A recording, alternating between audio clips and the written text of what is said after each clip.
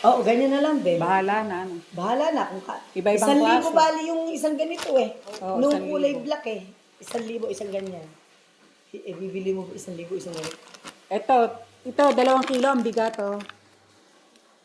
Ang laki-laki, green grapes. Ayan, carry mo na nga lang. Kasi Oo, bit-bit lang namin yan. Ito pwedeng hand carry, ano. pag halimbawa, Pangkain kahit lang. isang kilo lang din ang bibiling kong tikim lang ng mga apo ko naman. Maganda din. Sasama Ayan, ko no? sa iyo. $15 to. $15, 2 kilo. Ang bigat pala ng 2 kilong grapes. At saka press. Maganda. Press. Nakakatuwa naman dito sa Mura Australia. yung verde. Daming press na Ay, fruits. dalaga ko. Ang gusto ko talagang kunin yung... Dahil ang sabi pa nila, pag kumakain ka Eka, kunan mo muna Eka, tapos kumbaga parang iingitin ko muna Iingitin sila. Para pagdating, mag-expect sila ng Eka.